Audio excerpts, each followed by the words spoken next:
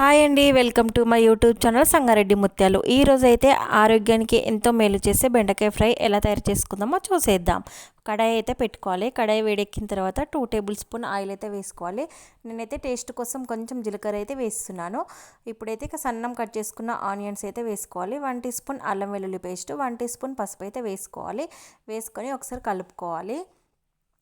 ఒకసారి మంచిగా వేగిన తర్వాత ఆనియన్స్ ఇప్పుడు కట్ చేసిన బెండకాయ ముక్కలు అయితే వేసేస్తున్నాను. వేసుకున్న తర్వాత బాగా ఫ్రై చేసుకోవాలి.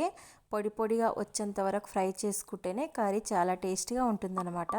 ఒకసారి అయితే మళ్ళీ కలుపుకుందాము. ఒక 5-10 మినిట్స్ బాగా ఫ్రై చేయాలి. చేసిన తర్వాత మూత పెట్టేస్తే బాగా మగ్గిపోతుంది అనమాట. సాల్ట్ వేయకుండానే మగ్గిపోతుంది, బాగుంటుందన్నమాట. వేడివేడి చపాతీకైనా వేడివేడి రైస్కైనా ఈ కర్రీ తింటే చాలా ఎక్సలెంట్గా ఉంటుంది.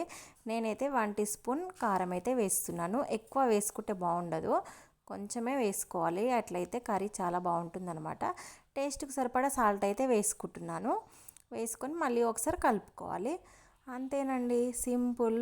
మూత పెట్టి 5 మినిట్స్ మగ్గించేస్తే వేడివేడి బెండకాయ కర్రీ సూపర్గా ఉంటుంది. ఈ వీడియో మీకు నచ్చిందని అనుకుంటున్నాను.